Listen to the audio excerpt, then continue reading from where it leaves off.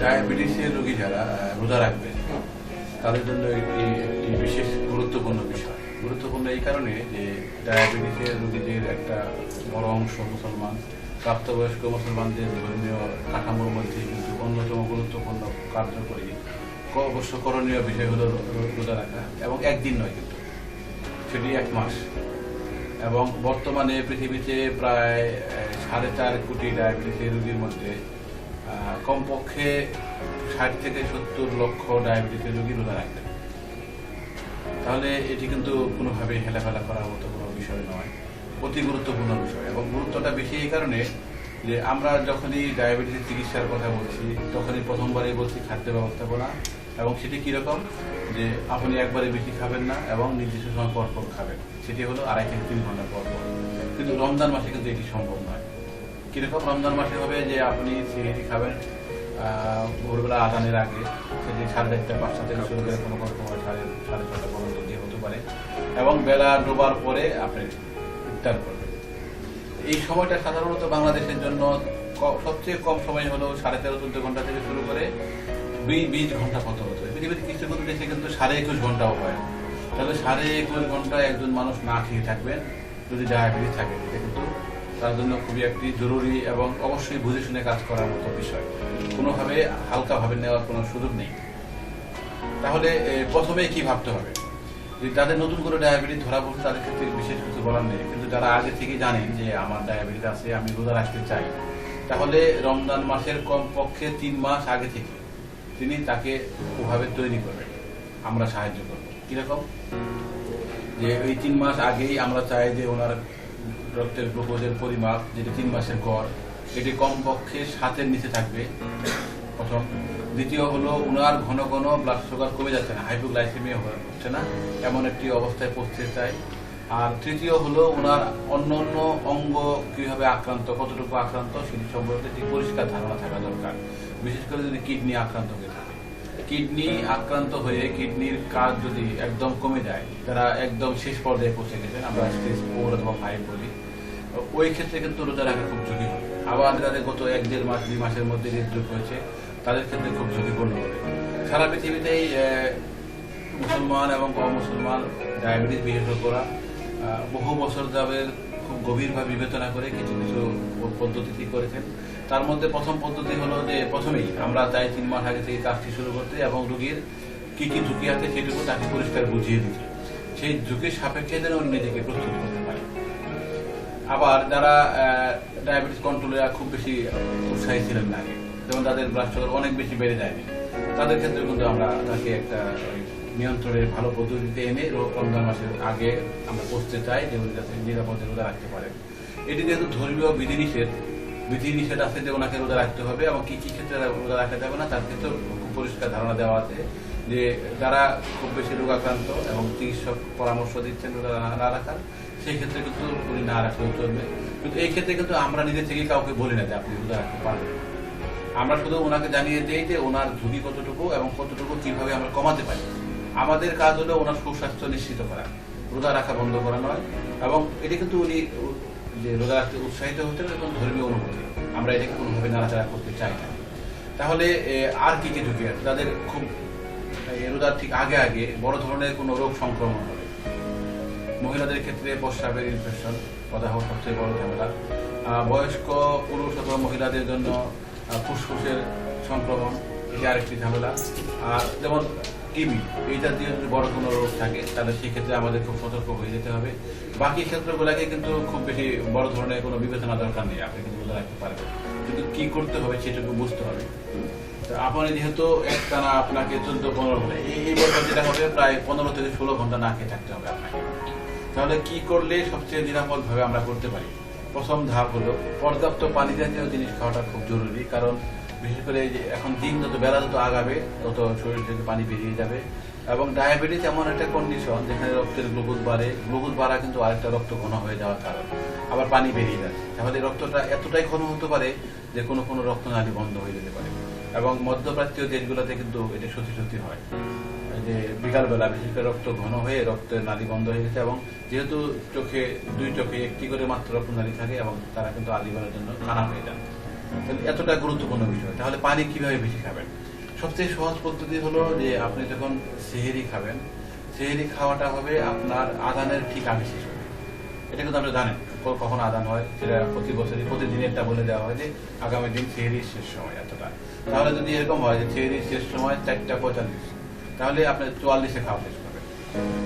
আর দ্বিতীয় হলো প্রচুর পানি খাবেন, এবং ওখানে আপনি যে খাবারই খান ও খাবারগুলোর জন্য পানি সমৃদ্ধ হয়। দুধ হতে পারে, অন্য কিছু হতে পারে, কিন্তু আপনাকে কমপক্ষে আধা লিটার পানি খেতে হবে সেহেরির সময়। দ্বিতীয় ধাপ হলো আপনি দিন যত বেলা আগাতে থাকবে আপনি কাজের পরিমাণ কমাতে থাকবেন, শারীরিক শ্রম কমাতে থাকবেন, এবং সকালে আপনি স্বাভাবিক অন্যদের মধ্যে কাজ করেন, কিন্তু বিকালবেলাটা এই বিশেষ করে এবারের মতো অবস্থায় বিকালবেলাটা ঘরে থাকার চেষ্টা করবেন, যেখানে খুব কম শারীরিক শ্রম করতে হচ্ছে। আর তৃতীয় হলো আগের মতো অন্যান্য রোগীদের মতো যে বেশি করে রিফাইন্ড সুগার যেগুলো, সেগুলো কম খেয়ে দীর্ঘ সময় পেটে থাকে এমন খাবারগুলো বিশেষ করে সেহেরিতে খেতে হবে। যে খাওয়ার পরে যদি 3 ঘন্টা পেটে থাকে ছেড়ে দিলে তো লাভ হবে, 5 ঘন্টা পেটে থাকলে আরো বেশি লাভ হবে, 8 ঘন্টা পেটে থাকলে আরো বেশি লাভ হবে। সেগুলো কি? যেমন ডিম দীর্ঘ সময় পেটে থাকে, দুধ দীর্ঘ সময় পেটে থাকে, যে সবজিগুলোতে আঁশ আছে ওই সবজিগুলো দীর্ঘ সময় পেটে থাকে। তাহলে আপনি খাদ্য উপাদান যখন বেছে নিবেন তখন কিন্তু এগুলো মনে রাখতে হবে। সেহেরিতে খেলেন, ইফতারে কি করবেন? ইফতারে তো তীব্র ক্ষুধা, সারাদিনে না খাওয়া, এবং আরেকটা সমস্যা হলো আমরা যে সামাজিকভাবে যেভাবে সেহেরি খেতে ইফতার খেতে অভ্যস্ত, এটি কিন্তু স্বাস্থ্যকর নয়। যেমন প্রচুর মিষ্টি জাতীয় খাবার খাবো, খেজুর খাবো, জিলাপি খাবো, এগুলা কিন্তু। আরেকটা হলো ভাজা পোড়া, এগুলা কিন্তু মোটেও সহায়ক নয়। তাহলে আপনি খেজুর খেতে চাইলে একটি খেজুর খান। শরবত অবশ্যই খেতে হবে, পানির যে ঘাটতিটা ছিল পূরণ করতে হবে, এবং সবচেয়ে ভালো হয় যদি চিনি ছাড়া শরবত খান। কিরকম? শুধু পানির মধ্যে লেবু দিয়ে। অথবা যদি চিনি খেতে চান তাহলে যে সুটেনার যেগুলো মিষ্টিকারক দ্রব্য যেগুলো ওগুলো দিয়ে খান, কিন্তু প্রচুর পরিমাণে পানি জাতীয় জিনিস খেতে হবে। জিলাপির প্রসঙ্গে হলো যে একটি ছোট জিলাপি খেতে পারবেন, বেশি খাওয়া ঠিক হবে না। বেগুনি, পেঁয়াজি এগুলো না খেলেই ভালো, যদি এখান থেকে খেতে চান তবু ওরকমই একটি। আর সবচেয়ে সহজ ভালো খাবারটা হলো ভাত, পান্তা ভাত, খিচুড়ি এগুলো। কারণ আপনার সারাদিনের যে শর্করার ঘাটতি ছিল তা পূরণ করা উচিত, এবং সেটি পূরণ করার জন্য এগুলো ভালো। আবার মিষ্টি খেলে সমস্যাটা হলো অতি দ্রুত রক্তে সুগার বেড়ে যাবে, কিন্তু আমরা যে ওষুধ দিচ্ছি ওষুধ তাল মেলাতে পারবে না। তাহলে ভাত কিন্তু একটু সময় লাগবে, যেটুকু খাওয়ার পরে রক্তের গ্লুকোজ বাড়ার জন্য। আর ভাজা পোড়া এগুলো হলো এই সময় একইভাবে রোগীদের কিন্তু আমরা দিচ্ছি একটা সময় বেশিভাবে আক্রান্ত অ্যাসিডিটি, এটিতে আক্রান্ত হবেন, এবং এই যারা বেগুনি, পেঁয়াজি এগুলো বেশি খাবেন তাদের কিন্তু বেড়ে যাবে। তাহলে এগুলো খুব কম খেতে হবে। আবার কেউ কেউ করেন কি যে ইফতার করলেন, সেহেরি খেলেন, দুপুরে আগে যেটা দুপুরে খাবার ছিল এখন মধ্যরাতের আগে রাতের খাবারটা হবে বাদ দিচ্ছেন। এটি কিন্তু আসলে ঠিক নয়, বরং আপনি ওটাকে পরিমাণে কমিয়ে ফেলতে পারেন, কিন্তু বাদ দেওয়ার কোনো সুযোগ নেই। আবার যারা পুরোটা আসল নিয়ম অনুসারে পুরোটা তারাবি নামাজ পড়বেন, তারা কিন্তু আগের যে শারীরিক শ্রম ছিল সেটাকে বন্ধ রাখতে পারবেন। কিন্তু কেউ যদি কাটছাড় পদ্ধতিতে তারাবি পড়েন তাহলে তাকে শারীরিক শ্রমটা করাই ভালো, এবং সেটি অবশ্যই আগে রাতে খাবার আগে, সেহেরির পরে নয়, ইফতারের আগে নয়, শুধু আগে রাতে খাবার আগেটাই সবচেয়ে নিরাপদ হবে শারীরিক শ্রম। আর যেটা হলো যে কোনো কারণে আপনার যদি এমন ঘটনা ঘটে যে রক্তের গ্লুকোজ অনেক বেশি কমে যাচ্ছে, সেটি সাধারণত এখন একটি মাপ দেওয়া আছে, গ্লুকোজ যদি 3.9 এর নিচে আসে তাহলে এটিকে রোগা ভাঙার একটি কারণ। এখানে আপনি যুদ্ধ করতে গিয়ে কিন্তু মৃত্যু লিখে আনবেন, বরং আপনাকে ভেঙে ফেলেন, ধর্মীয় বিধান মতোই কিন্তু পরে আবার আরেকটা কথা করে দিতে হবে। এটা কিন্তু এখানে যুদ্ধ বিগ্রহের সুযোগ নেই, আপনি ব্যাপারটাকে মেনে নিতে হবে। তাহলে কি করতে হবে? আপনার রক্তের গ্লুকোজ মাপার একটা মেশিন থাকতে হবে, কারণ এই খারাপ অবস্থায় কিন্তু আপনার ডাক্তার খুঁজে পাবেন না। ওষুধের দোকানে গিয়ে মাপবেন, তাকেও খুঁজে নাও পেতে পারেন, কারণ বিকালবেলায় হবে, এবং ও নিজের রোজা রাখলে ও নিজের একটা সুবিধাজনক অবস্থায় তখন আছে, তাহলে নিজের একটা মেশিন থাকতে হবে। এবং আরেকটি প্রসঙ্গ হলো যে যারা আগে থেকে নির্দিষ্ট সময় পর পর রক্তের গ্লুকোজ মাপতেন তারা কি করবেন? এই ক্ষেত্রে আমরা যেটা বলি যে নাস্তার 2 ঘন্টা আগের যে রক্তের গ্লুকোজ, এটা হলো এখন সেহেরি খাওয়ার 2 ঘন্টা পরে মাপবেন। ওষুধগুলো কিভাবে পরিবর্তন হবে? সাধারণভাবে নাস্তার সময়ের ওষুধগুলো চলে যাবে ইফতারের সময়। তাহলে নাস্তার আগে যে ওষুধগুলো খেতেন সেগুলো কখন খাবেন? সেগুলো হলো ইফতারের একটু শুরু হয় কি দিয়ে, পানি খেয়ে।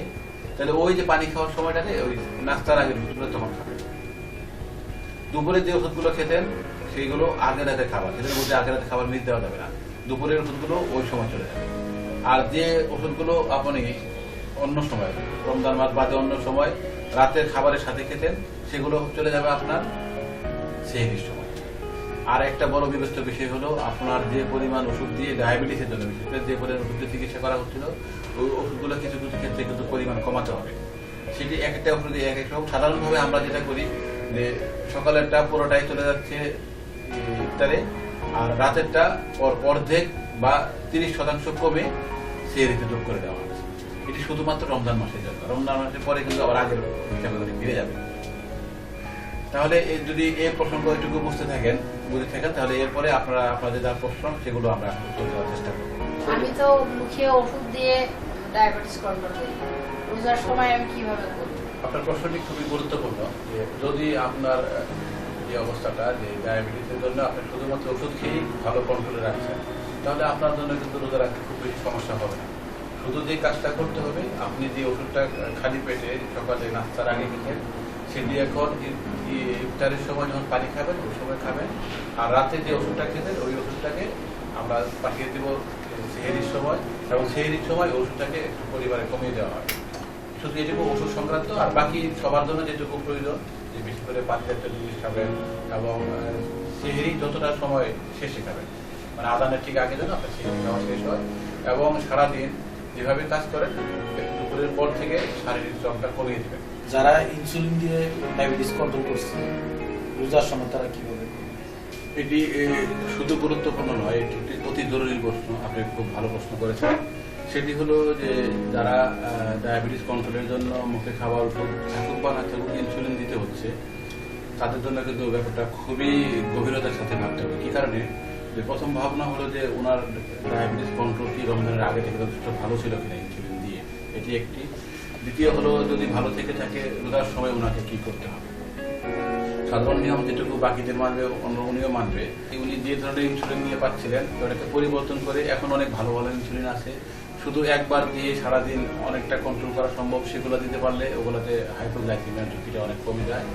আর দ্বিতীয় হলো ওনার ইনসুলিনটা এমন থেকে থাকে যে সকালে নাস্তার আগে এবং রাতে খাবার আগে নেন, তাহলে নাস্তার আগেরটাকে সেহরির ইফতারের আগে চলে যাবে, আর রাতেরটা সেহরির আগে যাবে। এবং সেই ক্ষেত্রে আমরা প্রথম থেকে করে কি সরাসরি অর্ধেকটা দেওয়ার চেষ্টা করি ওনাকে, দিয়ে পরে রক্তের গ্লুকোজ দেখে থেকে আবার একটা ডোজ ঠিক করে দিই শুধু রমজান মাসের জন্য।